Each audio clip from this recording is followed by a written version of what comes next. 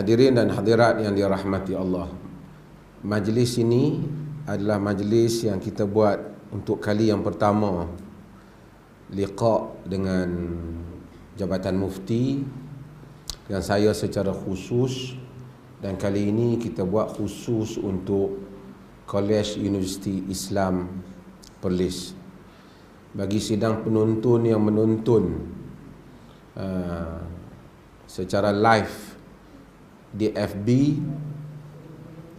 di Perlis ini, seperti mana kita tahu ada Kolej Universiti Islam Perlis, dan insya-Allah dalam masa yang tidak lama lagi akan menjadi Universiti Islam Perlis. Kolej ini terdiri daripada ramai tokoh-tokoh yang mengendalikannya. Secara kebetulan saya merupakan pengurusi ahli lembaga pengarah, dan rektornya sekarang ialah Fadil Profesor Dr. Muhammad Radhi Osman. Kita ada ramai tenaga pengajar daripada dalam dan luar negara, dan kita sedang bawa ramai lagi tenaga pengajar daripada dalam dan luar negara. Dan pelajar-pelajar kita juga terdiri daripada pelajar-pelajar di seluruh dunia ni. Ada berapa negara sekarang?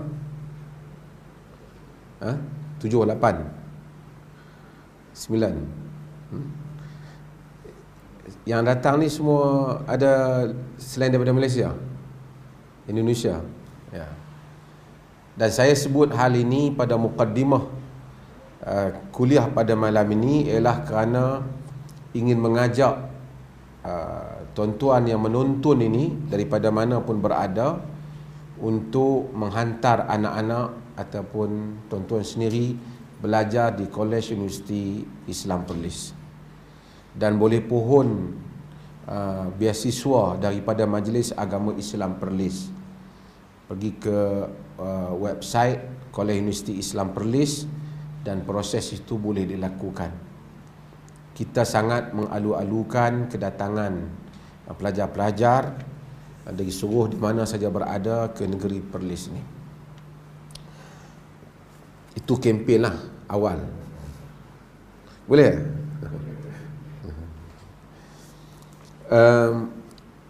Oleh kerana saya ajak malam ni pelajar-pelajar KUIPS ni, kerana saya nak membincangkan beberapa siri perkara yang menjadi asas kepada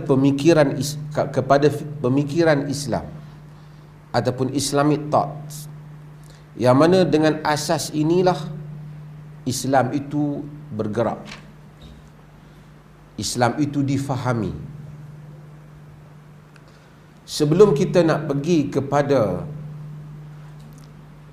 bagaimana cara seorang Muslim berfikir, konsep fikiran seorang Muslim,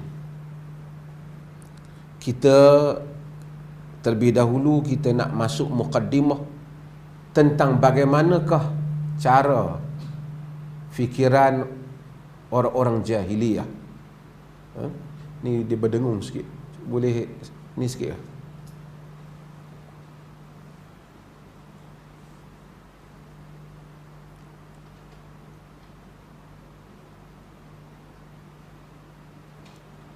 Boleh? Okey. Bagaimana cara fikir orang-orang jahiliyah yang membezakan mereka daripada umat Islam, ataupun cara yang diajar oleh Nabi kita Muhammad sallallahu alaihi wasallam. Bila kita tahu asas perbezaan itu, kita akan tahu di mana masalah kita apabila kita balik berdakwah di kampung kita, apabila kita menghadapi kesusahan dalam dakwah, apabila kita menghadapi kerenah di dalam dakwah. Allah Subhanahu wa taala sebut dalam Al-Quran, dalam surah Al-Mulk, kita baca, afaman yamshi mukibban ala wajhihi ahda amman yamshi sawiyan ala siratim mustaqim. Afaman yamshi mukibban ala wajhihi, adakah orang yang berjalan mukibban, terlengkup dropping on his face. Terlengkup wajahnya letak di bawah. Ahda amman yamshi sawiyan ala siratim mustaqim. Adakah dia lebih mendapat petunjuk dibandingkan orang yang berjalan secara lurus, secara betul dan berada di atas sirat mustaqim, berada di atas jalan yang lurus. Artinya Allah Subhanahu wa taala membezakan. Allah kata golongan yang salah fikir, seolah terbalik cara fikirnya, seolah muka dia duduk di bawah, kaki dia duduk di atas dan dia berjalan. Maksudnya dia tak boleh nampak, dia tak boleh dengar dengan betul, dia tak boleh bergerak dengan cara yang betul. Itu perbandingan yang Allah buat di dalam Al-Quran untuk membezakan antara orang yang mendapat petunjuknya dan orang yang tidak mendapat petunjuknya.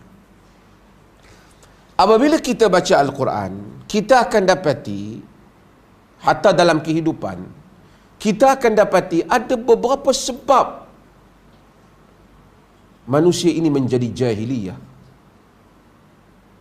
jadi salah fikirnya.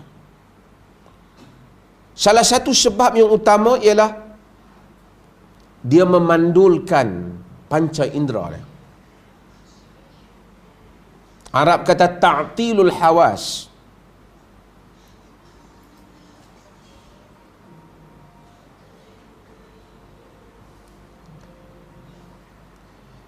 Maksudnya dia tak mau, dia ada akal tapi dia tak mau fikir. Dia ada mata, dia boleh tengok tapi dia tak mampu nampak. Macam mana Quran kata?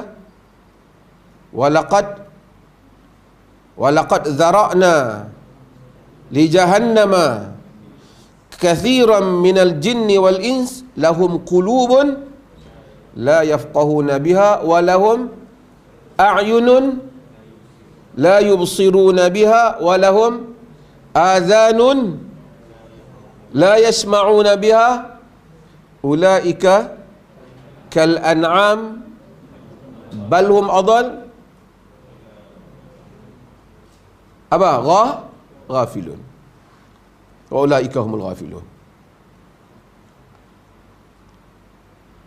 Allah kata kami telah penuhi Jahannam banyak daripada jin dan manusia. Lahum qulubun la yafqahuna biha. Bagi mereka qulub, jantung hati, tetapi mereka la yafqahu, tidak mau faqih. Faqih ni bukan saja boleh berfikir, tapi menilai, memahami. Sebab tu doa tu Allahumma faqihhu fid din. Dalam hadis yang diriwayatkan oleh Muawiyah, Nabi SAW kata apa? Man yuridillahu bihi khairan yufaqihhu fid din. Siapa yang Allah mau kendaki dengannya kebaikan, Allah faqihkan dia agama. Faqih. Sebab tu kita panggil fiqh. Orang Indonesia panggil apa? Fiqh. Fiqh. Daripada fiqh. Nabi doa kepada Ibnu Abbas pada hari dia tidur di rumah mak saudara dia Maimunah bintul Harith, isteri Nabi SAW. Bila dia ambil wudu, dia salat dengan Nabi, Nabi kata Allahumma faqihhu fid din. Ya Allah, faqihkan dia dalam agama. Quran kata lahum qulubun la yafqahuna biha. Mereka ada qulub, jantung hati. Ini saya selalu sebut daripada dulu. Orang Melayu selalu sebut hati. Tapi Quran kata yang fikir itu ialah jantung. Nanti orang doktor heran kenapa Nabi kata yang paling penting ialah hati. Nabi tak kata. Yang paling penting Nabi kata apa? Jantung. Kan? Mudghah. Ala inna fil jasadi mudghah idza salahat wa idza fasadat ala wahya, ketahuilah dia adalah, terjemahan Melayu, ketahuilah dia adalah hati. Hati lain, hati kabad. hati ikan, hati ayam. Tapi terjemahan kita bila in my heart, dia terjemah apa? Dalam hatiku. Heart attack, dia terjemah apa? Serangan jantung ke serangan hati? Sebab tu Quran betul, Quran tak qalb, kerana punca penyakit jantung, dia bukan hati. Sebab tu dalam tulisan saya kalau tengok semua jantung hati saya kata. Hati nurani. Kan? Kada kabat lain. Tapi tak apa, saya bukan nak bincang itu. Saya nak bincang lahum qulubun la yafqahuna biha wa lahum a'yunun la yubsiruna biha. Ada mata tapi tak nampak. Orang yang masuk neraka ni semua buta ah? Tak, dia nampak. Dia nampak tapi dia tak dapat melihat sesuatu yang patut dia lihat. Kerana banyak sebab. Kemudian Allah kata walahum azanun la yasma'una biha, mereka ada telinga dan mereka tak dengar. Kita dulu ahli-ahli kalam, orang mengaji kalam sifat 20, dia kata sami'an kaunuhu, kan? Dia kaunuhu sami'an, kan? Kaunuhu sami'an maksudnya Allah tu sami', dia mendengar. Kaunuhu sami'an, dia mendengar dalam keadaan dia mendengar, kerana dia ada andaian inilah. Ini bukan bab, tapi itu bab ilmu kalam. Maksudnya kita ni mendengar, tapi kadang-kadang orang main cerita, tapi kita kata hang dengar lah ni. Hang kata apa tadi? Kan? Kata apa tadi? Kita dengar tapi kita tak masuk kita. Kadang-kadang kita tengok, kita tak perasan apa yang kita tengok. Terutama apabila perkara itu setiap hari kita tengok. Kalau kita tanya ramai kita, ada berapa pintu rumah kita? Mungkin kita pun, berapa pintu rumah aku? Betul tak? Sebab apa? Sebab kita dah tengok selalu, lalu kita tak mengambil perhatian, tak mengambil perhatian terhadap apa yang kita lihat, apa yang kita tengok, apa yang kita dengar. Quran kata punca masuk neraka ialah sebab ini. Binatang yang duduk dalam hutan, arnab tahu arnab, dia macam ada antena, tahu? Telinga dia kan, hak cergas lah, dia mesti lari kuat, kerana dia takut dia ditangkap. Banyak arnab yang selamat lah. Lembu, dia makan tiap hari, dia tengok tiap hari kawan dia kena sembelih, tapi dia okey. Dia binatang juga. Allah kata ulaika kal an'am, mereka itu seperti binatang ternak. Balhum adal, bahkan mereka lebih sesat daripadanya. Kerana binatang ternak kan, dia melihat saban hari apa yang berlaku, tapi dia tak boleh lagi ada sense, ada satu perasaan, ada satu menasabah dia untuk menilai balik, aku tiap-tiap hari duduk makan ni memang nak kena sembelih lah ni. Perkara yang pertama yang menggagalkan kita, ataupun yang terpaksa kita hadapi dalam dakwah, ataupun terpaksa kita, ataupun perkara yang mesti kita tahu tabiat jahiliah, dia malas fikir. Kalau kita beritahu apa, saya malas fikir. Saya ada satu orang, dia datang ke pejabat, dia nak masuk, dia kata dia daripada kecil, dia walaupun mak dia Islam, masuk Islam, tapi dia tak masuk, dia duduk dengan tok dia. So dia tak mau, nama dia Islam, dia tak mau nama dia Islam tu, dia nak bagi nama dia balik pada agama dia, agama macam tok dia, pasal tok dia tidak Islam. Saya kata okey, tidak ada paksaan, tapi sebelum saya tolong, saya nak minta satu pada dia, supaya dia ambillah masa, pergilah berfikir tentang kenapa kita hidup di dunia ni, apa benda yang kita nak cari dalam hidup, apa keadaan kita selepas mati. Dia jawab saya malas nak fikir tu. Dan ini sebab itu kufur, Allah SWT memurkai mereka. Walaupun kadang-kadang kita tengok mereka tu macam muka tak bersalah, tapi mereka ada satu kesalahan yang besar. Kesalahan malas fikir. Ramai orang, siapa yang pergi aktiviti dakwah, dia akan pergi jumpa. Ada orang dia pergi perhatian, dia nak tahu. Kalau dia nak tahu, macam Salman Al-Farisi, daripada Farsi sampai ke Madinah dia untuk dapat Islam. Kita banyak hatta artis-artis barat yang masuk Islam. Tapi ramai lagi yang duduk, ada kawan Muslim dia dijumpa, dia malas fikir. Bahkan ramai orang di kalangan orang Islam, dia Islam ikut tu je. Dia tak pernah, orang kata, kena fikirlah macam mana kita semayang kita ni betul ke tak, cara wuduk kita ni betul ke tak. Aku malas dah, mana ada cukup. Ini perkara kalau kita lakukan, kita akan termasuk dalam perangai jahiliah. Satu. Perkara yang kedua ialah yang menjadikan manusia itu jahiliyah,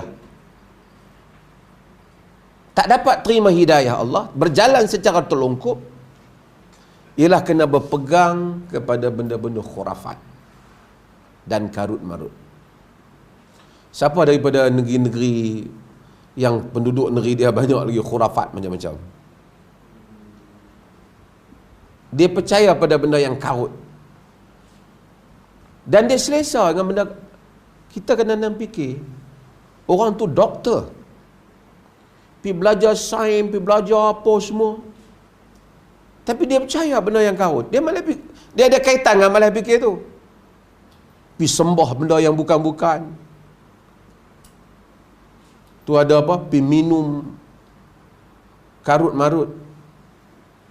Ugama-ugama macam-macam ni, kan? Pergi berjalan atas api lah, toreh badan lah. Kadang-kadang belajar sains apa semua, tapi percaya benda yang karut, yang tak ditolong, yang tidak dapat dipertahankan oleh fakta sains. Orang Jepun orang tak pandai. Orang Jepun pandai macam-macam benda dia mereka. Tapi agama sebahagian mereka walaupun tak kuat, agama Shinto, agama tak pernah siapa. Tu tak kira lagi lah yang sembah binatang lah apa.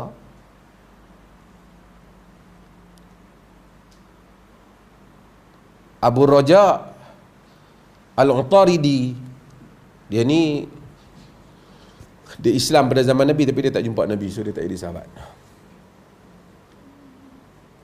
Ada kalam dia di dalam Sahih Al-Bukhari, dia menyebut bahawasanya, dia kata kunna na'budul hajar, kami dahulu sembah batu.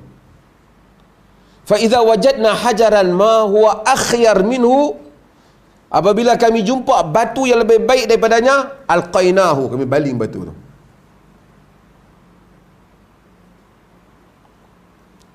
Wa akhadna al-akhar, kemudian kami ambil batu lain, batu hak baru tu lah.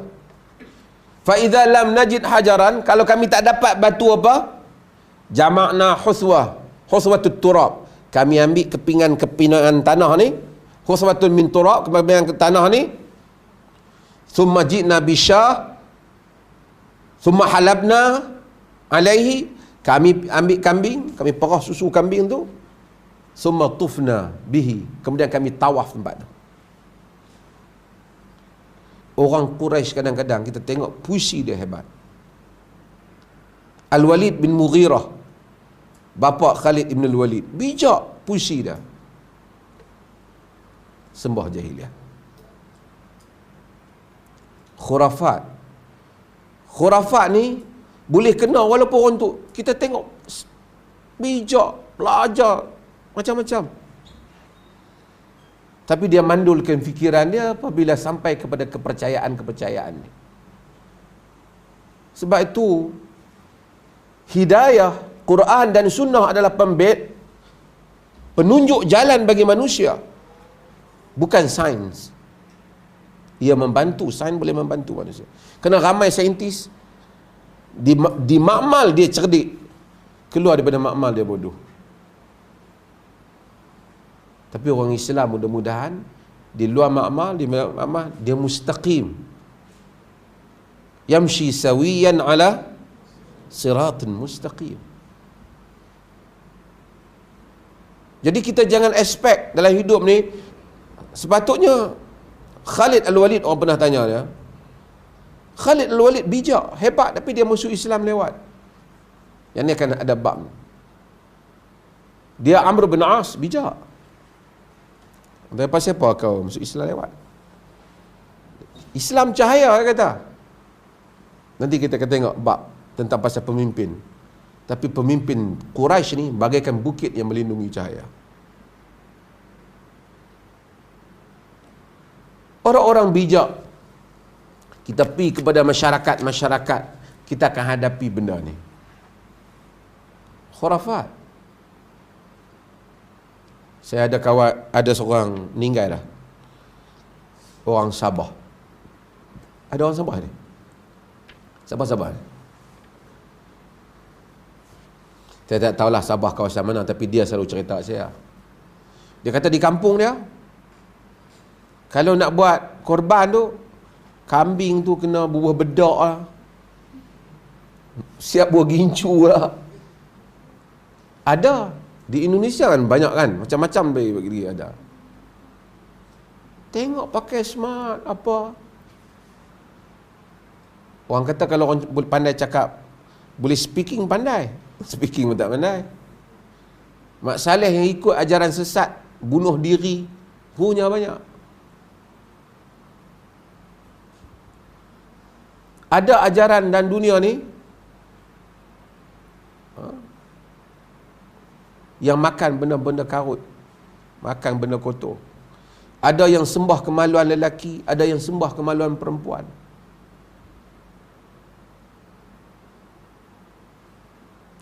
Karut. Tapi dia ada kaitan dengan tadi, iaitu malas. Dan tidak ada khurafat yang wujud dalam alam manusia ni, melainkan ada orang yang untung di belakang dia. Sebut apa khurafat pun. Siapa ada khurafat di kampung dah? Ada orang yang untung di belakang dia. Dia ajak supaya percaya sesuatu benda, kita pun percaya dengan benda tu.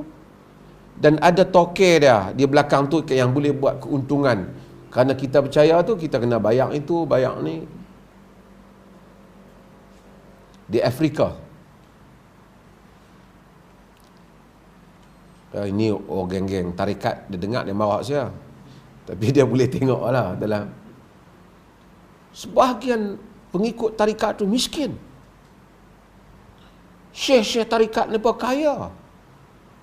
Ada yang duduk di kerusi pun berwarna emas. Ya, tarikat ni macam-macam lah kan. Tapi pengikut dia ikut. Tengok hak tarikat duk lompat tu kan. Salam dengan syekh, buduit tangan. Kerana dia percaya bubuh tu keluar dapat rezeki apa, syekh tu ambil ni. Syekh tu lepas tu cakap pasal zuhud. Hidup di dunia kena zuhud. Dia ikut.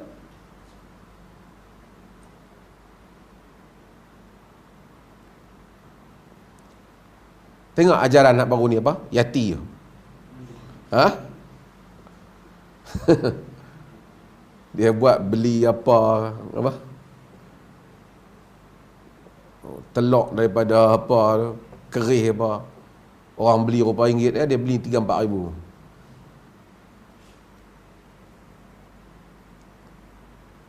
Kita bila dakwah, bila Islam datang, Islam kena hadapi khurafat, superstition. Sebab tu balik kampung, antara benda yang kita kena lawan kalau ada khurafat, percaya bukan-bukan. Lah orang Melayu korang dah dulu banyak kan, Sampu sampah malam rezeki tak mai. Apa ada sebahagian khurafat tu mungkin petua orang tua-tua nak elak masalah. Jangan baling baju dalam nanti harimau masuk kampung. Mungkin dia takut baling baju naik atas, sangkut di pokok jenuh, nak panggil baju pun ada dua lai tu ya. Tapi lama-lama ada kepercayaan yang karut. Kepercayaan yang tak ada asas dan diwarisi. Kadang-kadang kepercayaan tak ada asas ni diwarisi dan ada kos dia. Mandi bunga. Kita jodoh tak mai kena pergi mandi bunga. Habis bunga-bunga orang habis dia mandi. Tak menikah-menikah juga. Dia tak ada kaitan dengan tu. Kalau segak lah. Tak segak lah. Melainkan dia mandi bunga tu, bunga tu ada khasiat dari segi perubatan ke apa, saintifik. Muka jerawat jadi hilang, licin balik. Lepas keluar daripada ayak mandi bunga tu, kita pun tengok mata pinau kita pun boleh lah kan. Ini kalau setakat pergi rendam layak bunga tu keluar nak dapat jodoh, apa kaitannya?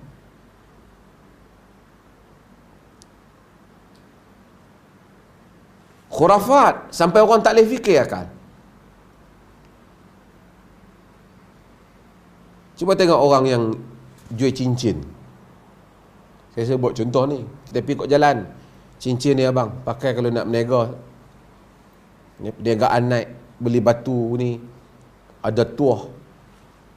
Ada orang percaya dia beli. Kawan tu kalau sungguh batu tu bertuah, dia tak berniaga tepi jalan kawan tu. Dia tu dulu kan. Dia pakaikan dia pun berniaga duk tunggu orang beli. Ada orang boleh percaya benda macam tu. Timah tasuh ni banyak ikan-ikan tempatan habis. Kerana dimakan oleh ikan-ikan luar daripada Itali, daripada Brazil. Ikan-ikan ni sampai pihak pengayaran kita ni bagi amaran jangan bawa masuk. Kita tanya, "Mai, mana ikan-ikan ni?" Dia jadi dia pemangsa. Dia kata puncanya ialah kerana ada orang bila dia mari nak buang sial, dia ambil ikan tu buang langsung dalam sungai tu, dalam lima tasuh tu. Ikan yang dia beli daripada Itali, daripada Brazil, daripada apa ni. Kerana petua dia nak buang sial, kena buang dulu ikan tu. Ikan tu masuk tu jadi sial habis. Habis ke ikan. Khurafat. Khurafat ni pun susah orang Melayu ada. Besok ni yang kuih Muslim balik nak dakwah di kampung, ramai orang ada benda ni. Percaya cincin, percaya ikat benang hitam.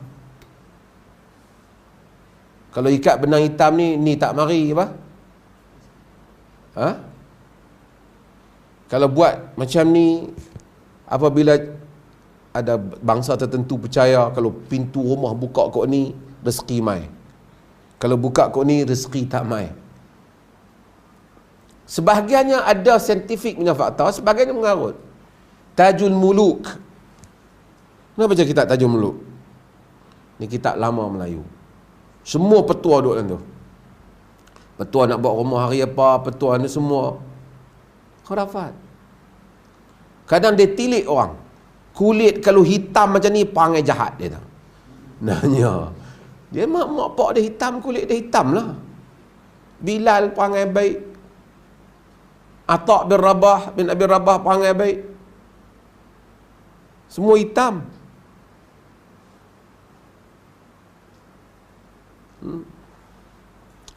Okey. Faktor yang berikutnya saya nak sebut, nanti saya nak cerita tentang apa yang kita akan hadapi dalam dakwah ni. Faktor yang berikutnya ialah kita hadapi ialah kaum manusia yang dia hanya boleh berfikir benda yang bersifat kebendaannya. Kalau kita cerita benda kerohanian, dia tak terima. Ini ada orang Melayu sekarang, Malaysia, kita ada. Kita kata insya-Allah berkat benda tak nampak. InsyaAllah kalau kita sedekah ada keberkatan. No? Dia tak percaya. Karut dia tak. RM100 dia tolak RM10, RM90 dah. Nak main berkat mana? Contohlah. Dalam sejarah dakwah para Nabi hadapi golongan yang dia tak berpada dengan hujah. Dia nak tengok. Kita dalam dunia ni, kita ada banyak peringkat. Bila kita baca dalam Quran dapat ainal yaqin. Sebelum ainal yaqin apa? Ilmal yaqin. Ini ilmu yang yakin. Kita tak tengok neraka, tapi kita percaya tak? Ilmu kita tentang neraka 100% tak? Ha? Mau tak yakin tak? Apa yakin tak neraka ada? Apa beza ilmu al-yaqin dengan ainul yaqin? La tarawunnaha? Ha? Ainal ke aimal? Ainul yaqin. Kamu kan tengok. Memang mendengar tidak seperti melihat. Tapi kita tak pernah melihat Nabi. Kita percaya tak Nabi? Kita percaya. Tapi kalau kita lihat Nabi, dia tidak menambahkan kepercayaan kita kerana kita percaya, tapi ia akan menambahkan satu tahap kekukuhan dalam diri terhadap apa yang sudah kukuh. Tapi para Nabi hadapi kaum yang tak mau percaya. Nabi Musa dia hadapi siapa? Bani Israel. Apa yang Bani Israel kata pada Musa alaihissalam? Wa idh qultum ya Musa lan nu'mina laka hatta narallah jahrah. Ketika kamu berkata kepada Musa, kami tidak akan beriman kepadamu sehingga kami melihat Allah secara terang-terang.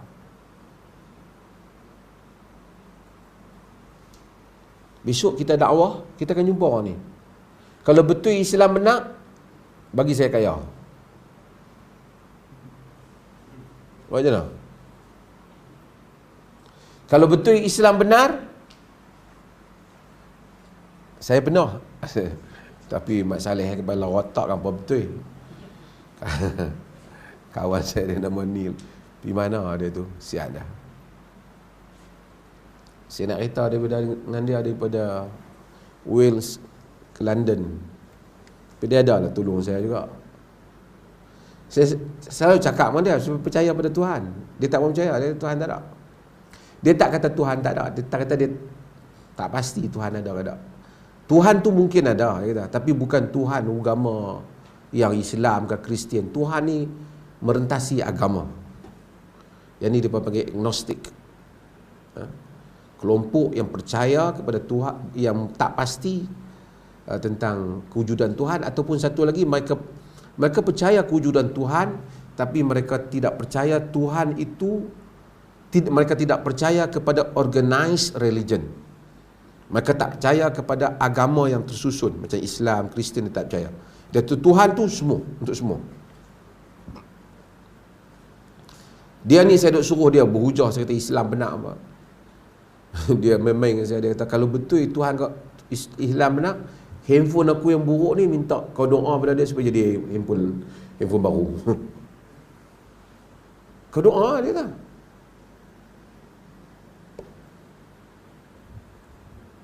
Susah. Nabi SAW bila Nabi bawa dakwah, Quraisy kata apa? Dan Quran cerita semua hal ni pada kita supaya kita tahu, boleh tahu inilah yang akan kita hadapi dengan cara berfikir manusia. Wa qalu lan nu'mina laka hatta tafjura lana minal ardi yanbu'a aw takuna laka jannatun min nakhilin wa 'inabin wa tufajjira al-anhara khilalaha tafjira aw tusqita as-samaa'a kama za'amta 'alaina kisafa aw ta'tiya billahi wa malaikati qabila. Wa qalu lan nu'mina laka hatta tafjura lana minal ardi yanbu'a. Mereka menyatakan kami tidak akan sama sekali beriman denganmu sehingga memancarnya daripada bumi ini mata air. Au takuna laka jannatun min nakhilin wa 'inabin wa tufajjiral anhara khilalaha tafjira.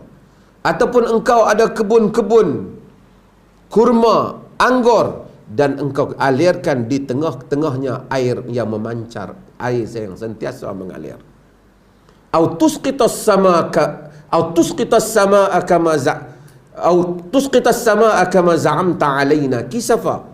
Ataupun kau bagi langit turun berkeping-keping atas kami seperti mana yang kau dakwah. Au ta'tiya billahi wal malaikati qabila. Atau kau datangkan Allah dan malaikat kami nak jumpa depan-depan. Surah apa ni? Ha? Surah apa? Surah Al-Isra kan? Apa lagi baca pada Allah?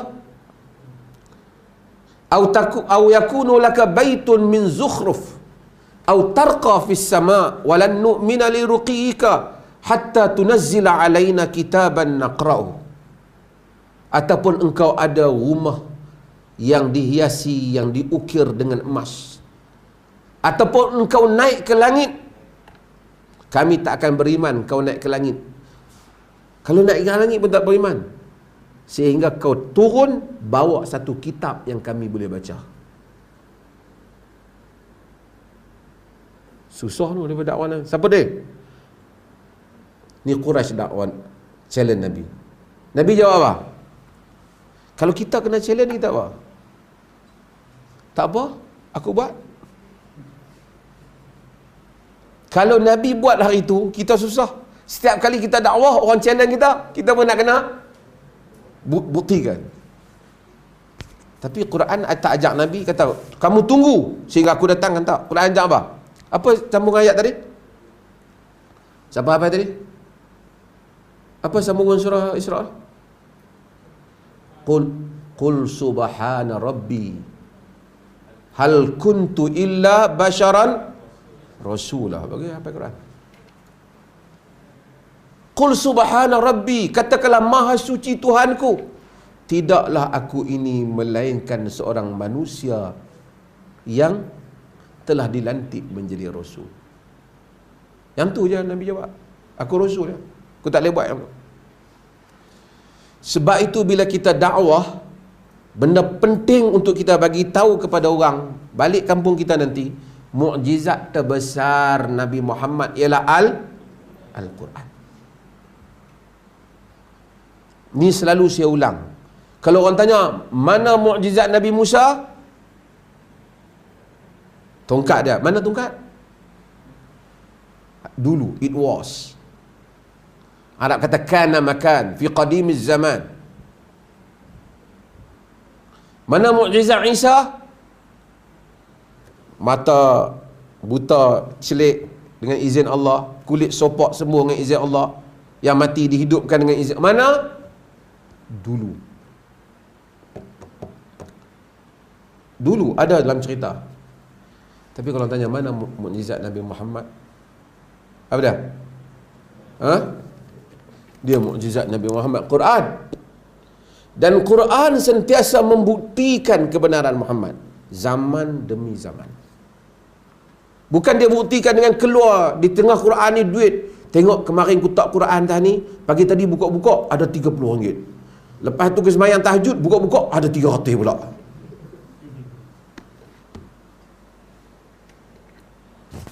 Quran mencabar apa? Fikiran manusia. Bila kita baca Quran, kita tidak akan ada alasan untuk menafikan kebenaran uluhiyah Allah, risalah Muhammad, dan kebenaran ajaran yang dia bawa. Kalau Nabi dulu layan setiap kali nak kebun anggur, sila jadi. Jadi semua orang beriman dengan materialistik. Sebab itu kaum Yahudi, dia beriman dengan Nabi Musa dalam keadaan takut. Wa rafa'na fawqakumut tur. Allah angkat bukit Tur atas mereka. Dia takut. Bila dia takut, dia kata apa? Sami'na wa ata'na. Bila bukit turun, dia kata apa? Sami'na wa asaina. Tapi umat Muhammad, batu diangkat letak di atas dada Bilal, dia kata apa? Ahadun ahad.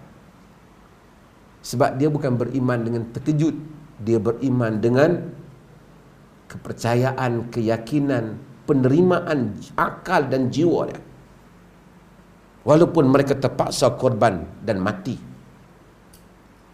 Sebab tu ahli sihir yang mula Fir'aun ambil untuk menentang Musa, mereka beriman dengan Nabi Musa walaupun Fir'aun, faqdima anta qadim, hukumlah apa yang kau nak jadi hukum. Sebab apa?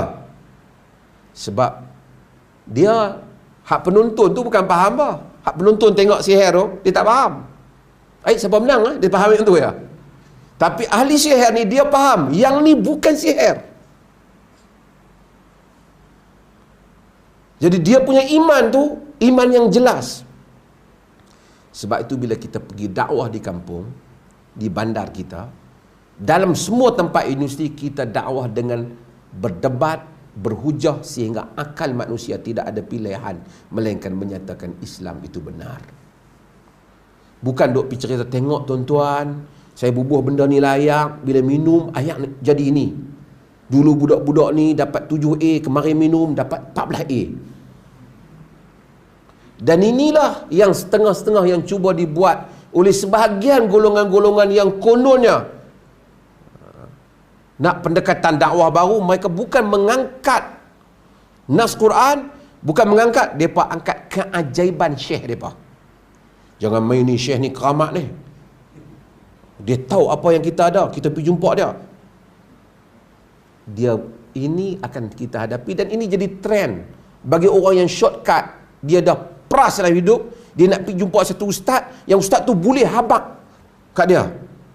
Ustaz tu pergi kata, saya nampak pada muka ni, insya-Allah lepas pada ni kalau bagi kat saya duit sikit, saya mayang hajat akan dia mau hak tu. Dia bukan mau khitab, bicara pada akalnya dan pada jiwa dia, sehingga dia akur bahawasanya ini adalah tidak ada Tuhan melainkan Allah dan Muhammad adalah Rasulullah. Dan ustaz-ustaz pun ramai yang suka trend ni. Sebab tu dia tak mau baca dalil, baca hadis, nak kena cari pula hadis sahih tak sahih. Tak mau. Pergi kampung, ceramah-ceramah sikit, cerita wali tu sekian, wali ni, wali ni bekas mangkat wali ni, jadi macam ni. Semua cerita wali lah.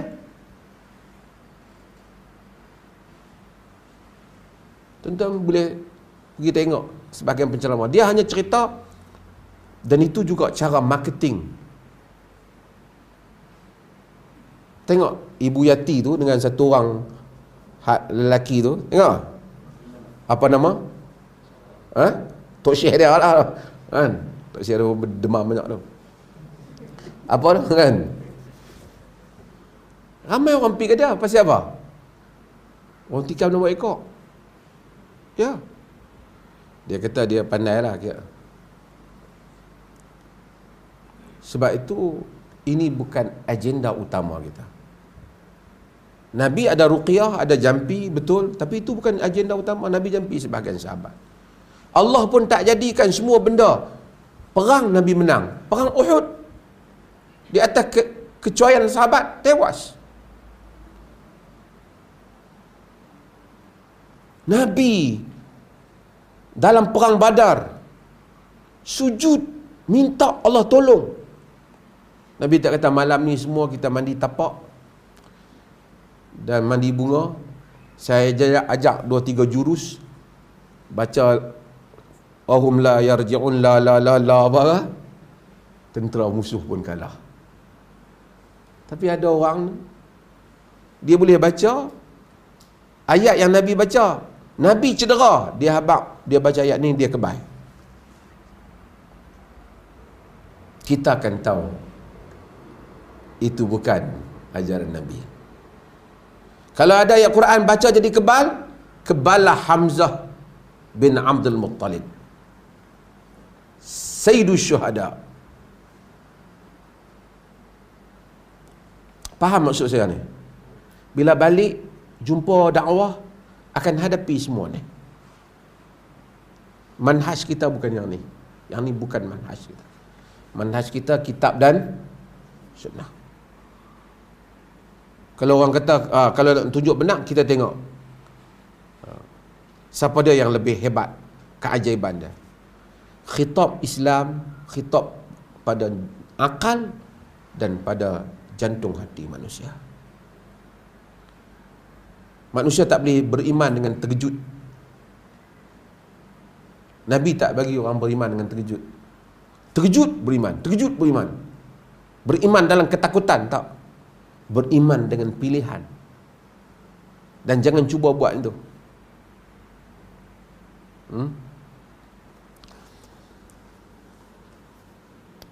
Apa lagi yang para Nabi hadapi, yang kita akan hadapi? Benda yang salah satu benda paling utama yang para Nabi hadapi, yang susah sekali, dia panggil, orang Melayu panggil taklid buta. Bukan taklid orang buta, blind imitation. At-taqlidul a'ma. At-taqlid al-a'ma. Taklid tu a'ma. A'ma tu sifat taklid. Bukan taklidul a'ma, ikut orang buta, bukan. Ikutan itu secara mengkhinzir buta. Babi tak dibenarkan sebut. Dan ini adalah benda yang berlaku antara yang paling sukar untuk para Nabi hadapi, dan entum akan hadapi bila balik berdakwah ni, termasuk semua. Quran kata apa? Wa idza qila lahum ittabi'u ma anzalallah qalu bal nattabi'u ma alfayna alaihi aba'ana awalau kana aba'uhum la yaqiluna syai'a wala yahtadun. Bila dikatakan kepada mereka, ikutlah apa yang Tuhan turunkan, mereka kata, kami ikut apa yang telah kami dapati daripada mak bapak kami. Quran kata, awalau kana aba'uhum la yaqiluna syai'an wala yahtadun. Sekalipun mak bapak mereka tak tahu apa, dia ikut juga. Even though their fathers understand nothing, mak bapak dia tak tahu apa, dia ikut juga. Dah, orang tua-tua kita buat lama dah. Mai budak ni baru balik Kuim, dah abang Halim pula. Kita duk buat lama dah. Takkan mak bapak kita salah? Takkan orang tua-tua dulu salah? Depa lagi pandai Ada tak kampung kita itu? Ada? Ada tak? Nak jawab macam mana tu? Tapi itu bukan masalah kita hari ini. Itu adalah masalah yang dihadapi oleh para Nabi semua. Allah Subhanahu Wa Taala kata, bal qalu wajadna aba'ana ala ummatin wa inna ala atharihim muhtadun. Bahkan mereka kata, kami dapati mak bapak kami macam tu, kami ikutlah macam mana mak bapak kami. Quran kata, wa kadzalika ma arsalna min qablika fi qaryatin min nadhirin illa qala mutrafuha inna wajadna aba'ana ala ummatin wa inna ala atharihim muqtadun. Ada awal muhtadun, awal muqtadun. Yang demikian itu Tuhan kata, tak ada satu orang pemberi warner, pemberi amaran para nabi khususnya yang Allah hantar pada satu negeri, melainkan orang-orang yang mempunyai pengaruh dalam masyarakat itu akan kata, ni kami dah tengok orang tua-tua dulu buat macam lain, kami ikut hak lama. Saya dulu ada Syekh meninggal rahimahullah, Dr. Irfan. Dia kata dua benda ni antara yang syirik dan taklid. Syirik tadi hak bodoh-bodoh semua tadi ni. Taklid ni kadang-kadang dia orang bukan memang betul, tapi tak salah. Orang tua-tua buat macam eloklah. Kalau benda tu khilaf fiqh lah apa sikit-sikit boleh lah. Tapi kadang-kadang benda yang salah, nyata salah, amalan salah. Saya dulu pernah ada ustaz, dia baca doa, Allahumma arinal haqqa haqqa warzuqna ijtinabah. Ya Allah, tunjuk kepada kami benar itu benar, jauhilah kami pada yang benar.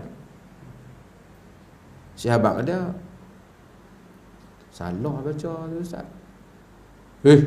Saya duk baca lama, tak pernah tegak pun.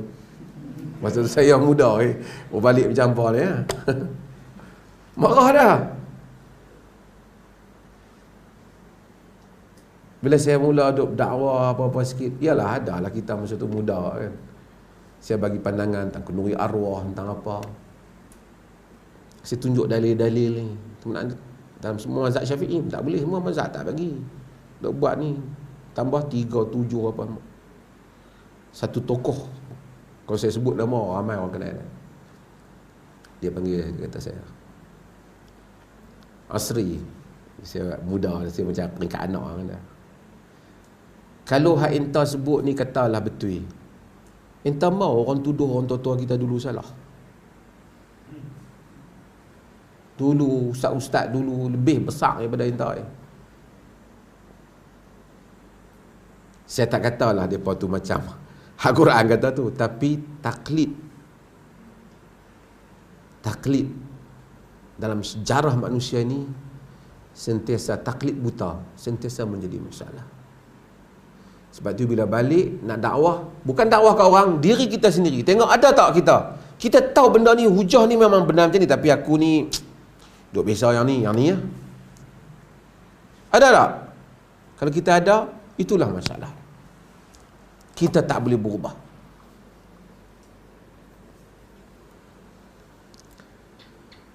Satu lagi, tu tak ikut mak bapak.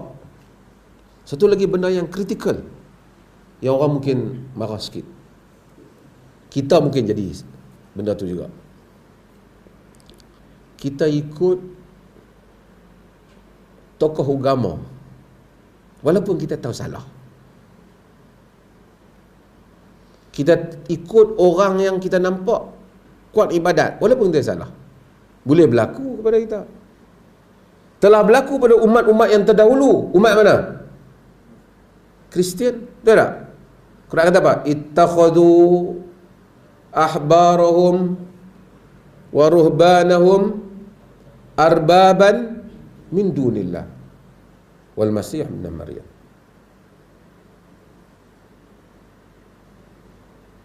Mereka telah mengambil ahbarahum. Ahbarahum apa? Orang alim ni bah. Habr ni alim. Sebab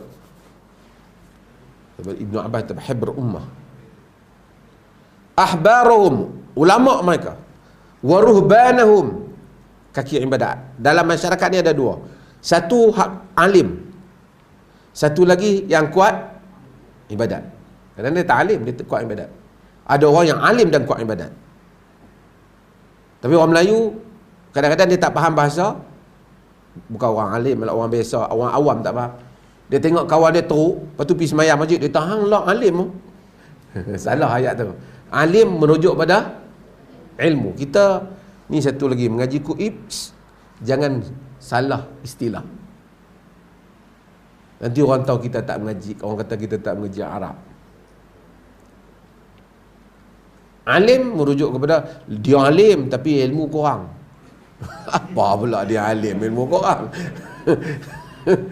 Alim tu merujuk pada ilmu. Dia ni lah alim dah ni 3-4 hari ni.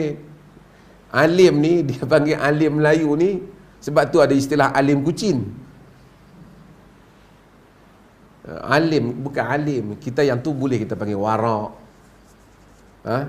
kuat ibadat, soleh, semua boleh, tapi dia bukan alim. Alim dia bukan kata ulama. Ilmu. Allah kata mereka mengambil ulama mereka, ruhban mereka, arbaban min dunillah, sebagai Tuhan-Tuhan selain daripada Allah. Dalam riwayat Al-Imam Tirmizi diriwayatkan juga oleh Al-Baihaqi dalam As-Sunanul Kubra, sahabat Nabi yang Kristian, nama apa dia? Nama apa dia? Yang dulu dia Kristian masuk Islam, Adi bin Hatim At-Ta'i. Dia mari kepada Nabi SAW, Nabi baca, dia masuk, Nabi baca ayat ni. Dalam sebagian riwayat dia kata, ma kunna na'buduhum. Dalam sebagian riwayat dia kata, dulu kami tak sembah pun padri-padri Dia kata kat Nabi, lam yakun ya'budunahum, lam yakunu ya'budunahum. Rasulullah yalah depa tak betul, tapi depa tak sembah. Dia beritahu Nabi. Nabi kata ajal, Nabi kata betul, memang tak sembah. Walakin yuhilluna lahum ma harramallahu alaihim fayastahillunahu wa yuharrimuna ma ahallallahu lahum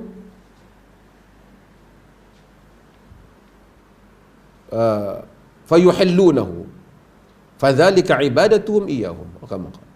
Betul Nabi kata, tapi mereka mengharamkan apa yang Allah halalkan untuk kamu, untuk mereka, depa ikut hak padri kata, pendeta kata. Yang ni depa haramkan apa yang, depa halalkan apa yang Allah haramkan, pengikut dia ikut hak ulama, bukan ikut dalil. Mereka halalkan apa yang Allah haramkan, mereka haramkan apa yang Allah halalkan, pengikut mereka ikut padri, bukan ikut dalil. Nabi kata fadzalika ibadatuhum iyyahum, yang tu lah ibadat. Sebab itu benda ni kalau kita sebut jadi krisis sikit, tapi kita kena ingat diri kita. Ikut golongan agama, mufti ke, tok syekh ke, kita tak memang tak boleh dalil pun, tapi dah ustaz aku kata boleh, aku kira boleh. Nabi kata fadzalika ibadatuhum iyyahum, yang tu macam menyembah. Sebab itu kuasa menghalal dan mengharamkan ialah syariat milik Allah Subhanahu wa taala. Dan yang terakhir sebelum saya buka pada perbincangan kita ialah taat kepada, siapa orang tak terima dakwah, cara fikir jahiliah, taat pada pemimpin. Ada dalam masyarakat kita ada orang kata tak betul itu, tak apa, dah pemimpin nak, saya hanya ikut apa yang kepimpinan nak. Jahiliah kita, wa ma ana illa min ghuzayyati in ghawat ghawaitu wa in tarshul ghuzayyati arshudu. Puisi mereka, aku tak lebih daripada kabilah aku. Kalau depa betul dia. Kalau depa gelong, aku pun gelong. Depa sesat, aku pun sesat. Depa dapat petunjuk, aku dapat petunjuk. Quran kata apa? Wa qalu, bila orang ni masuk neraka, apa dia kata? Wa qalu rabbana inna ata'na sadatana wa kubara'ana fa adalluna as-sabil wa adalluna as-sabila. Depa duduk dalam neraka, wahai Tuhan kami, sesungguhnya kami dulu taat kepada orang besar kami, sadah kami, ketua-ketua kami dan orang-orang besar kami, mereka telah menyesatkan jalan kami. Sebab tu dalam Islam very clear, pemimpin kita ikut yang benar sahaja. Taat dalam perkara yang ma'ruf. Hatta Abu Bakar nak merintah pun sama. Ati'uni ma ata'tullaha wa rasulahu. Taatlah aku selagi mana aku taat pada Allah dan Rasulnya.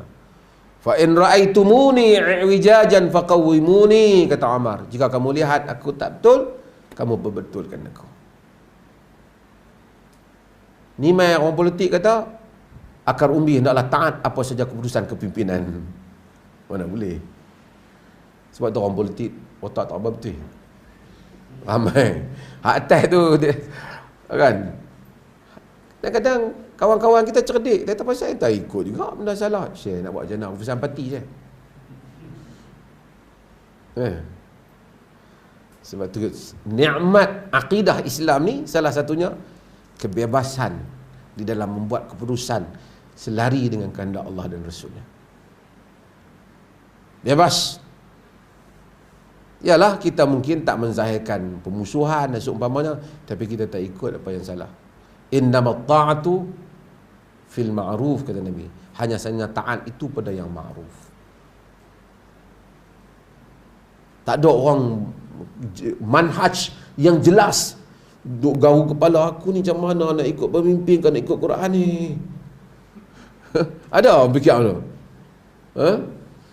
Tak ada. Very clear. Pendirian Muslim. Ini adalah isu-isu yang saya nak sebutkan, yang dialami oleh masyarakat jahiliah. Dan bila kita balik, kalau ada jahiliah dalam masyarakat kita, kita akan hadapi benda ni tadi. Daripada taat kepada khurafat, tak mau fikir banyak, taat ke taklid buta, ikut tokoh agama, ikut pemimpin, fikir hanya kebendaan. Semua ni mungkin hari ni saudara-saudari dengar apa yang saya cakap. Bila berhenti besok dah habis dah, balik kampung dakwah, saudara-saudari akan jumpa beberapa hal yang saya sebutkan ini, insya-Allah. Kerana tu tabiat dakwah, dan kita mesti hadapi macam mana Nabi sallallahu alaihi wasallam menghadapinya. Okey, saya buka pada sesi perbincangan. Ada siapa nak bagi pandangan lain, pengalaman dia nak cerita ke? Sila.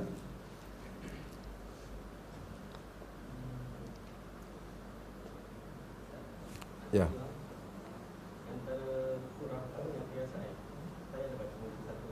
Antara khurafat dan macam mana kepercayaan kepada firasat tu? Sebab firasat ni saya baca buku dia kalau ini jadi dia tak ada ini tu. Macam mana kalau ada percayaan kepada firasat tu? Khurafat adalah satu benda yang percayaan yang tidak ada asas yang benar. Dia tak betul.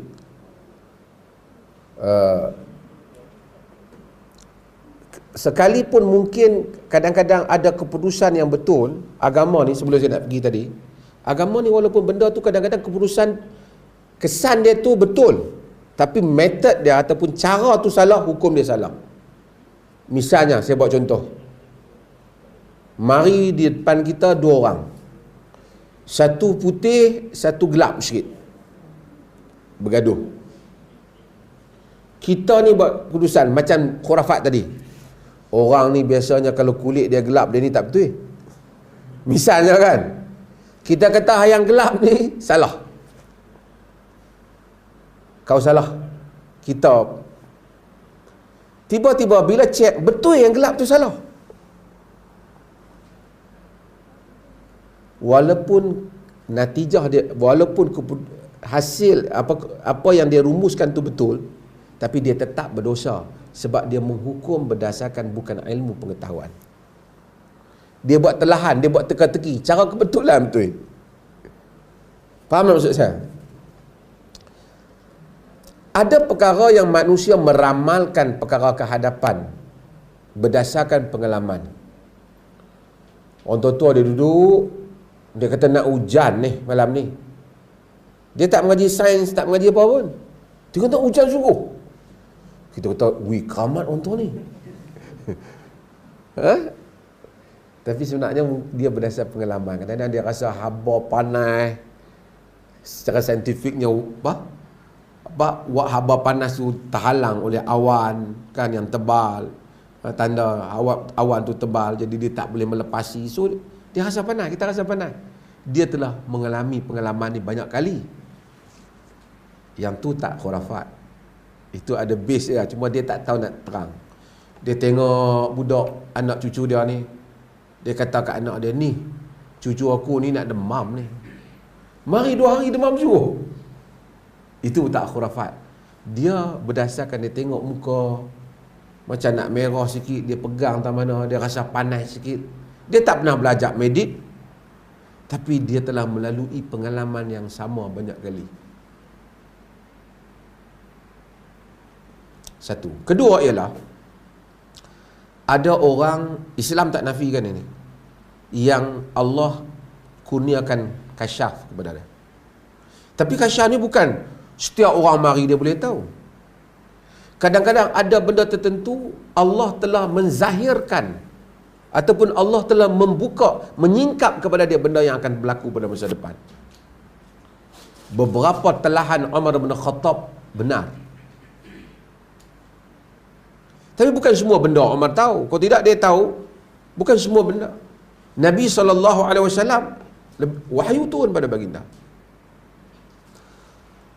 Dalam riwayat hadis, Nabi berkhutbah daripada subuh sampai kepada zuhur, zuhur sampai pada asar, asar sampai nak masuk maghrib. Semua benda yang ke depan ni semua Nabi bagi tahu. Hafizahu man hafiz wa nasiyahu man nasi. Hafalah orang yang hafal, lupalah orang yang lupa.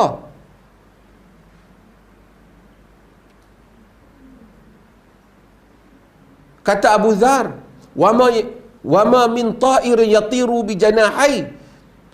Tidak ada satu burung yang terbang dengan dua sayapnya, melainkan Nabi telah memberitahu ilmu mengenainya. Hebatnya wahyu. Pun begitu Nabi kata dalam hadis yang diriwayatkan oleh Amr bin As, diriwayatkan oleh Imam Al-Bukhari, Nabi SAW menyatakan, innakum takhtasimuna ilai fala'alla ba'dukum yakun alhana bi hujjatihi min ba'd fa'aqta'u lahu nahwa ma sami'at faman qata'tu lahu min haqqi akhi fala ya'khudhu fa innama qata'tu lahu qit'atan minan nar atau kama qala. Nabi kata, kamu bila berkelahi, awak mari kes kepada aku. Sebahagian kamu lebih fasih daripada sebahagian yang lain dalam hujahnya. Sesiapa yang maka aku pun buat keputusan berdasarkan hujah yang dia bagi. Siapa yang aku beri padanya apa yang bukan haknya, jangan dia ambil. Sesungguhnya aku memberi padanya potongan daripada api neraka. Maksudnya apa? Kadang-kadang mai pada Nabi, dia cakap pandai, dia sebut hujah dia, Nabi dari segi teknikal hujah benar dia, Nabi bagi kat dia. Sebenarnya dia tak benar. Nabi kata, kalau begitu kamu jangan ambil, kamu ambil potongan api neraka. Itu macam lawyer lah.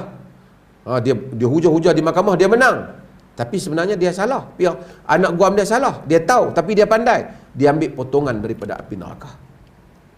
Nabi tak kata bila orang mari depan Nabi, hampa tak payah cakap banyak, aku nak tengok hang salah, wahyu bagi tahu aku. Tak. Dalam kes takbirun nakhl, Nabi pendebungaan pokok tamar yang diriwayatkan oleh Imam Muslim dalam sahihnya, bagaimana Nabi SAW apabila kata cadang kat para sahabat, Nabi tak cadang pun, Nabi sembang begitu ya. Nabi kata kalau tak buat pun tak apa. Mereka pun tak debukan bunga-bunga, tamar tak berbuah dengan banyak. Kemudian Nabi berkata, innama ana bashar, aku manusia. Antum a'lamu bidun umuri dunyakum, kamu lebih mengetahui urusan dunia kamu. Ini semua menunjukkan karamah, mu'jizah Allah beri dengan kadar-kadarnya.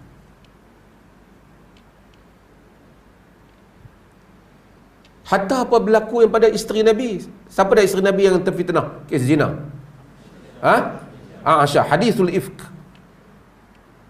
Nabi tak lewat apa. Kes dengan Safwan, Nabi tak pergi tengok. Nabi tanya, Nabi kata pada Aisyah, jika kau buat, fastaghfiri li dhanbi, kau minta ampun pada Tuhan. Nabi tak tengok Aisyah, oh aku tahu kau tak buat. Dia tak tahu.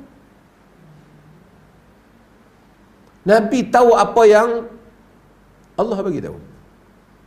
Sebab tu Nabi tidak mengetahui yang gaib, melainkan apa yang Allah bagi tahu saja. Firasatul mu'min, balik pada soalan. Firasatul mu'min, firasat orang mukmin. Kadang-kadang ada orang yang dengan kesolehan dia, dengan tahajud dia, dengan apa dia, Allah memang buka untuk dia, dia tahu apa-apa benda. Dia tahu, maksudnya tersingkap untuk dia benda ke depan ni. Itu pun bukan semua benda. Benda yang Allah nak singkap. Sebahagian orang bila tengok Ibnu Taimiyah rahimahullah, Ulama-ulama pada zaman dia, kita jaga budak ni kerana dia pada masa depan akan menjadi walahu sya'n, dia akan mempunyai kedudukan pada masa depan.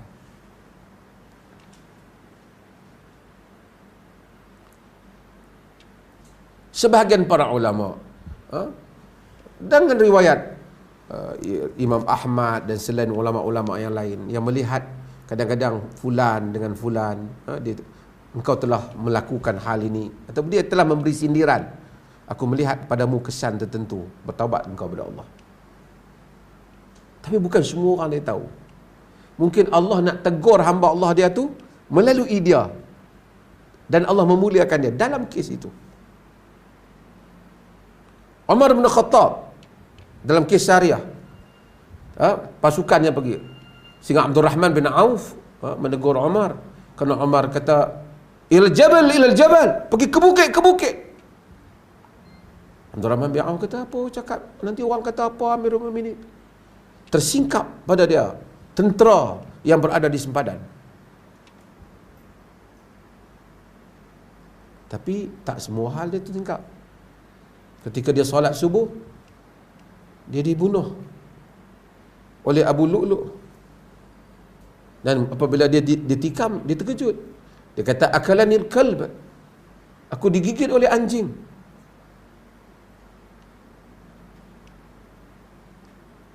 Kemudian Abu Lu'lu' lari dan jatuh. Omar jatuh, kemudian dia orang naik jadi imam sekejap, kemudian angkat Omar. Omar tanya, siapa yang tikam dah? Waktu subuh orang tak nampak. Daripada Majusi, Ghulam Mughirah bin Syu'bah. Budak Mughirah bin Syu'bah. Majusi. Omar kata, alhamdulillah, bukan orang Islam yang bunuh aku. Tak semua benda. So, masalah pada golongan kerohanian ni, dia nak bagi tahu sentiasa siapa datang dia tahu. So dia akan claim benda ni, ramailah orang pergi hantar itu dan ini padanya. Ini lain. Mukjizat, ayat atau mukjizat, Al-Quran disebut ayat kepada para anbiya, ataupun disebut mukjizat dalam buku-buku kita, ataupun disebut karamah, kemuliaan Allah pada orang-orang saleh. Ada juga istidraj, benda-benda yang Allah bagi pada kelebihan pada satu orang hanya kerana Allah tak suka kat dia. Dia ni setiap kali tikam judi kena. Orang lain buat dosa, semua tak lepas. Dia sentiasa lepas. Sentiasa berjaya, merompak berjaya, semua berjaya. Oh, dia kata aku ada keramat. Ini istidraj. Kita pun satu lagi sihir. Amrun khariqul adah, benda yang memecah adat, tapi dia biwasitati syaitan, dengan perantaraan syaitan, dinamakan sebagai sihir. Maka itu hal tu kita kena bezakan. Boleh? Ada soalan lain? Oh ya.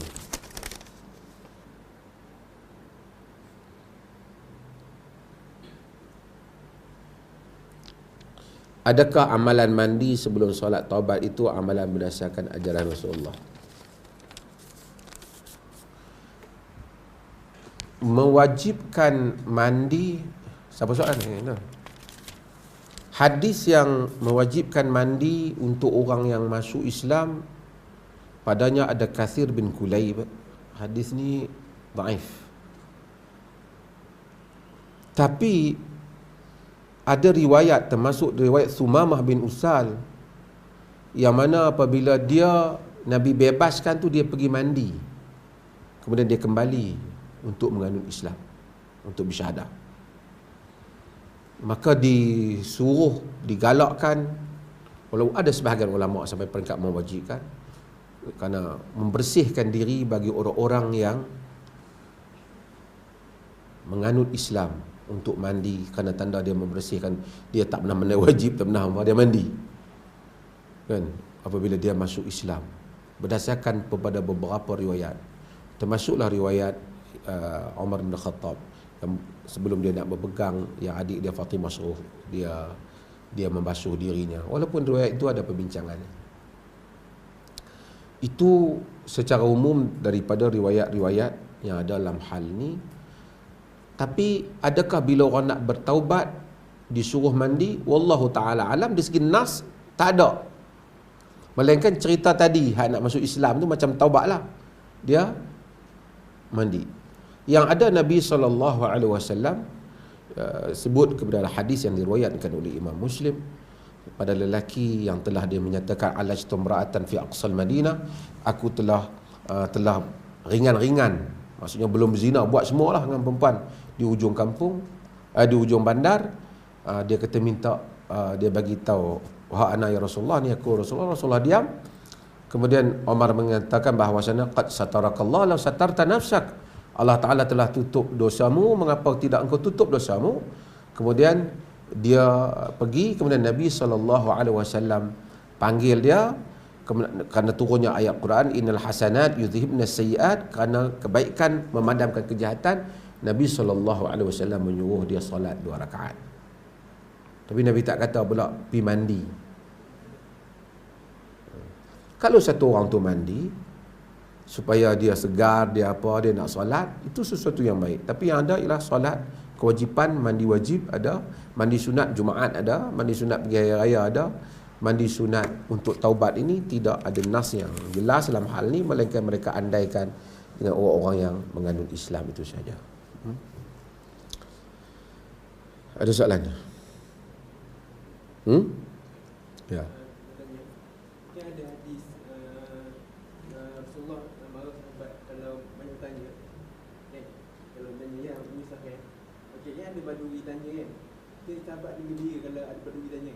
Okey, macam Islam ni adakah tak lengkap lagi tak nak kata urai kan, adakah tak lengkap lagi Islam ni? Sebab macam kalau sahabat tanya, ada lagi yang Nabi nak cakap seolah macam tu. Nabi SAW larang banyak bertanya, yang tanya tu tak memberi faedah. Tapi tanya yang memberi, tanya dia dah buat soalan, ada ubah keadaan.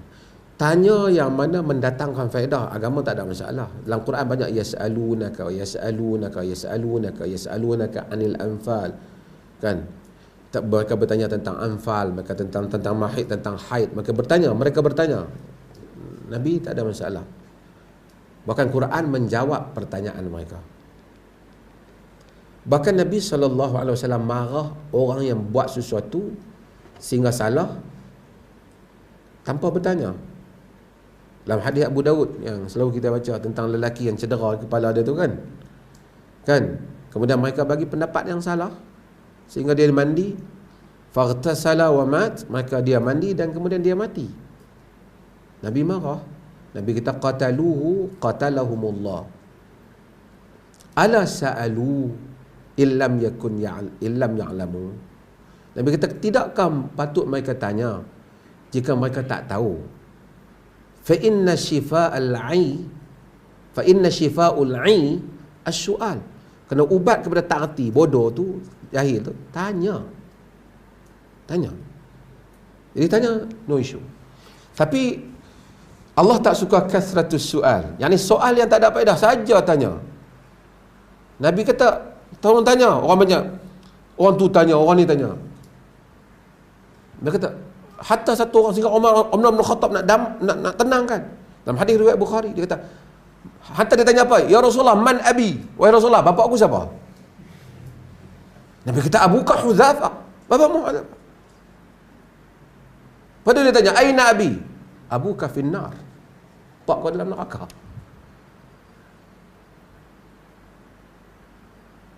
Sehingga dia sedih. Hadis itu sabit. Sehingga hadis yang selepas itu, matan yang selepas itu jadi perbincangan apabila Nabi kata inna abi wa abaka finnar. Sungguhnya bapakku dan bapakmu dalam neraka. Sebab bapak Nabi sebelum kedatangan Nabi, macam mana dalam neraka? Berbagai penafsiran, kata Abu Talib, ada yang kata tawakuf dengan hadis ini, berbagai-bagai, kerana matanya tidak selaras dengan Quran dan seumpamanya. Tapi dari segi sanad sahih, sahih. Tapi yang pentingnya pertanyaan yang seperti itu, tanya benda tak beda. Ulama-ulama kemudian membahaskan masalah fiqh iftiradi dia panggil. Fiqh mengandaikan. Macam mana lah kalau kita duduk di marikh nanti nak semayang menghadap ke mana? Nampak kan? Benda yang dia pun tak pergi marikh, kawan yang duk pi pun baru enjin tu baru. Orang tak pergi lagi. Kalau pi pun berapa orang sangat yang nak pergi ke situ. Tapi kita tanya benda yang iftirak. Di kalangan para ulama tak suka benda ni. Ada riwayat daripada Ali bin Abi Talib, daripada Zaid, mereka tak suka hal-hal ni. Tapi fiqh telah menunjukkan mereka andaikan soalan-soalan ni. Sehingga saya buat contoh, minta maaf lah. Boleh buat contoh? As-Surumbulali dalam kitabnya membuat andaian-andaian yang sangat luar biasa.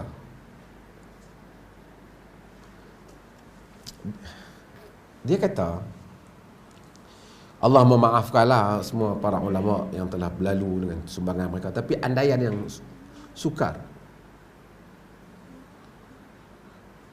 Kalau keseluruhan lelaki tu dia masuk ke dalam kemaluan perempuan, kena mandi ke tak? Diri dia tu. Walaupun ada wajah fiqh ni tu, tapi keseluruhan lelaki nak masuk ni macam mana? King Kong ke bini dia? Kalau dia jimak dengan isteri dia, satu kemaluan dia terpecah dua. Satu masuk pada isteri pertama, yang kedua masuk pada isteri kedua. Siapa yang kena mandi? Buku-buku ini menyebut soalan andaian-andaian yang seperti ini. Dengan menghormati penulisan dalam Maraqirul Fallah dan seumpamanya. Tapi ini sakil, berat. Sehingga andaian-andaian tu kadang-kadang pergi kepada andaian yang suka, yang ada kadang-kadang faedah dia, tapi tak nampak alasan dia untuk dibahaskan. Contoh, siapa patut jadi imam? Afdal jadi imam? Aqra'uhum li kitabillah. Yang paling bagus bacaan kitab Allah, kan? Kalau tak, wa in kanu fi dzalika sawa, jika sama, a'lamuhum bisunnah. Yang mana? Yang lebih tahu tentang sunnah. Jika sama, aqdamuhum hijratan. Yang paling lama hijrah. Macam itulah kan? Okey. Tapi dia pandai, kalau semua sama, sebahagian kitab fiqh tengok siapa bini yang paling lawa.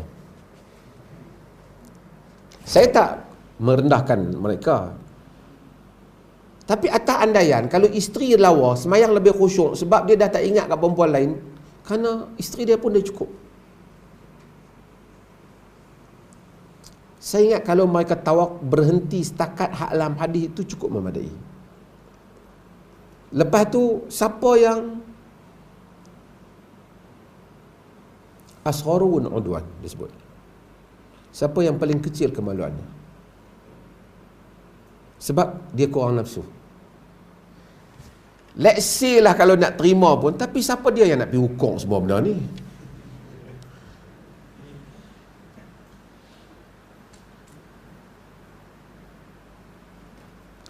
Saya hormatlah buku-buku turas kita dengan semua mereka menyumbang.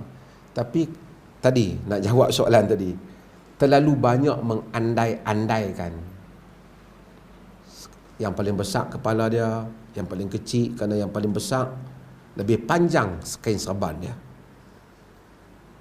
Yang paling kecil lebih banyak lilitannya. Walaupun andaian-andaian itu pergi pusing-pusing tu, tak tahulah kok nak ada kena-kena sikit. Tapi andaian itu, iftirat yang seperti itu tidak diperlukan.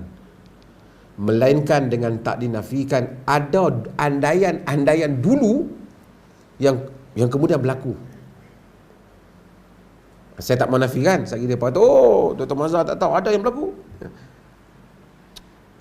Saya tahu ada 2-3 kes, tapi sebahagian itu berlebihan. Ada andaian dulu yang bukan iftirat, tapi dia berdasarkan pengalaman. berapa lama tempoh satu orang wanita mengandung? Berapa lama? 10 tahun? 9 bulan. Dalam kitab banyak, ada 4 tahun, ada 2 tahun. Tapi kalau sampai 4 tahun dan 2 tahun ni tak dapat dibuktikan secara saintifik. Tapi dulu, fuqaha dulu, mereka bukan merepet, tapi mereka berdasarkan kepada survey yang dulu tak ada pregnancy test. Dia tanya, kau mengandung bila dah? Kau ni dah 3 tahun dah mengandung ni. Oh, dia tulis 3 tahun. Saya ni mengandung lama, anak ni lama. Kat 4 tahun dah ni. Ada kitab sebut 4 tahun. Kita tengok Mazhab Malik. Sebab dia ada kita Imam Syafi'i duduk dalam perut ibu dia 2 tahun dia kata. Kalau setakat itu sahaja tak apa, tapi bila perkembangan, bila zaman mari kepada sains dan seumpamanya, maka mula perbahasan ni kena disemak semula. Katakanlah satu orang tu kematian suami dia kaya, jutawan, mati. 4 tahun kemudian dia melahirkan anak setelah suami dia mati. Faham tak saya kata ni? Kemudian dia bagi tahu, ni anak saya dengan suami saya yang mati 4 tahun lepas. Dekat satu penggal pilihan raya kan? Dengan calon nak lepas yang mati kena buat pilihan raya kecil balik. Dengan dia kata macam tu, berdasarkan kenyataan fuqaha tu jika diterima, anak yang bahir 4 tahun itu mewarisi harta pusaka si mati. Faham tak?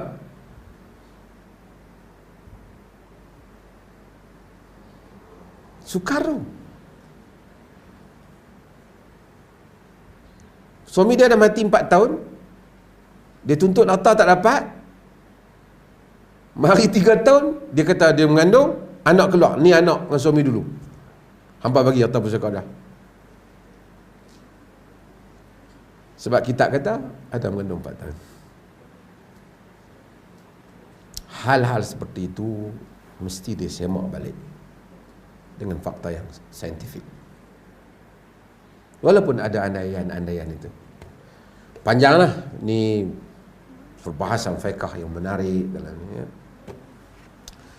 Okey, ada lagi soalan? Perempuan dah? Kesian kat depa pakai duk lapak ni. Habis dah soalan?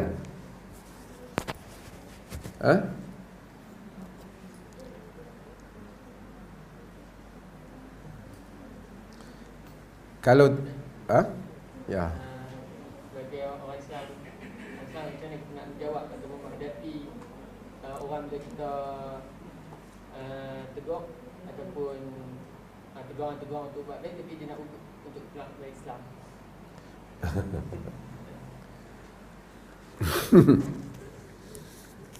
Kita tanya pasal siapa ni?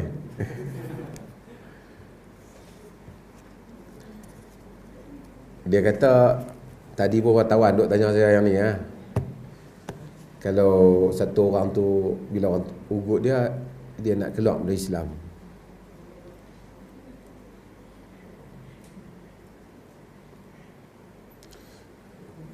Dia ada 2 keadaan.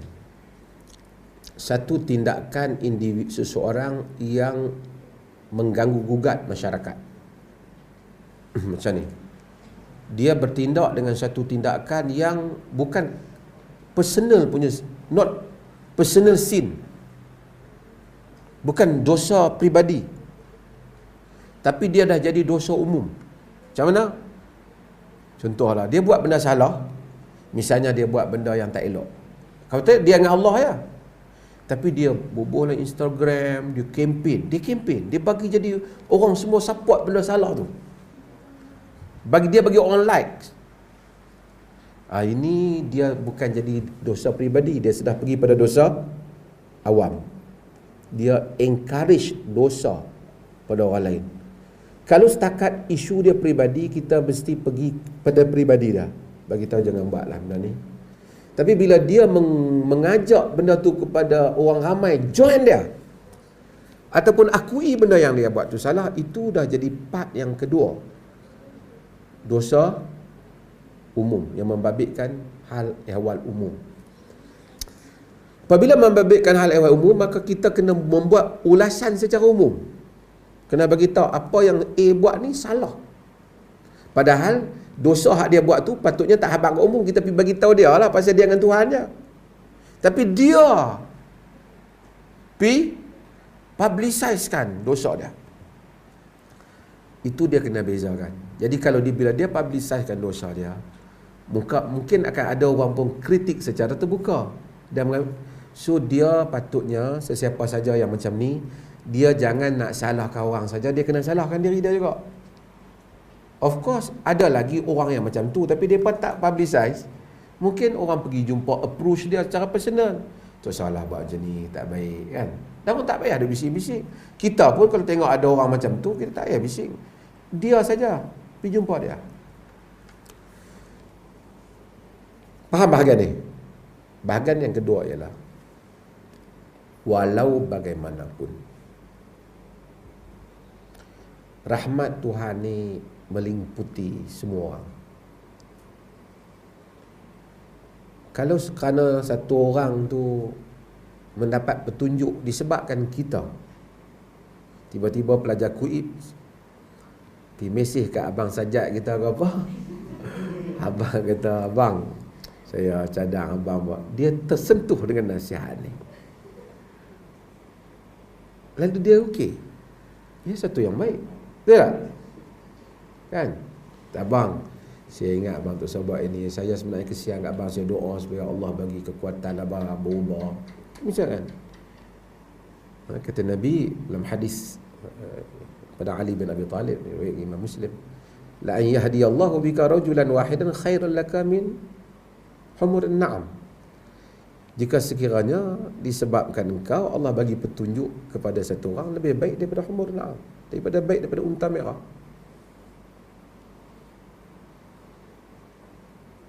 Khairun mimma tala'an alaihi syamsu wa ma gharabat. Lebih baik pada satu tempat yang tenggelam dan terbitnya matahari. Jadi rahmat Tuhan masih terbuka untuk siapa pun dakwah kat dia.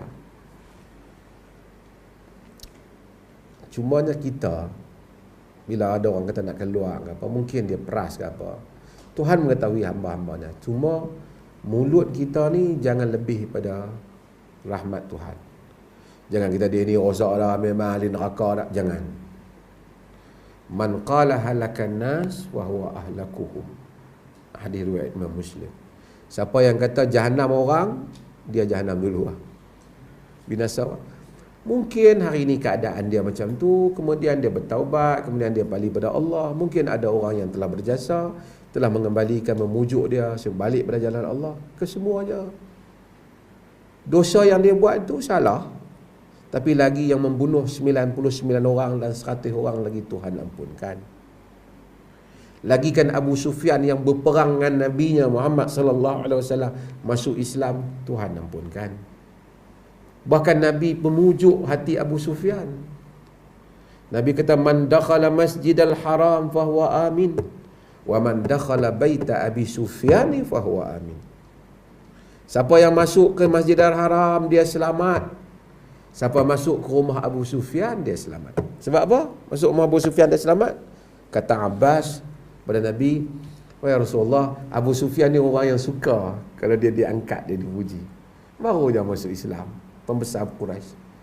Patutnya Nabi kata, siapa masuk rumah Masjidil Haram dia selamat?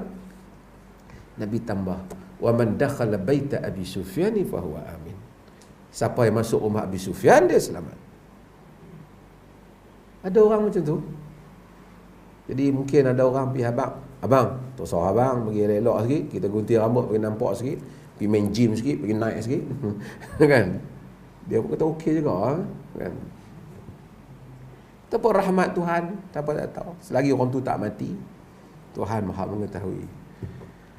So macam itulah. Hak mana salah public kita perbetulkan. Tapi tak payah kita lebih pada Tuhan. Dia ni memanglah teruk dah, memang ahli neraka confirm dah, aku duk nampak dah. Jangan. Silap-silap orang yang kita sangka masuk neraka atau masuk syurga, kita pergi masuk neraka kerana kita mendahului keputusan Tuhan terhadap hamba-hamba dia. Kita hanya hukum atas salah perkara itu. Rahmat Tuhan wasi'at kulla syai', meliputi segala-galanya. Okey. Terima kasih banyak. Mudah-mudahan Allah rahmati kita. Dah berapa jam ni? Lama Ada makan malam ni. Apatah lagi apabila nampak saudara Zamri, maka kita kena bagi ada makan lah. InsyaAllah sesi kali lagi kita akan tengok dengan siapa pula. Tapi saya akan ada sikun dia ni. Mukadimah saya tajuk ni. Ke depan ni saya akan pergi manhaj yang satu lagi. Saya tak mau heavy dulu yang pertama. InsyaAllah mudah-mudahan dirahmati semua. Terima kasih banyak. Sekian, wassalamualaikum warahmatullahi wabarakatuh.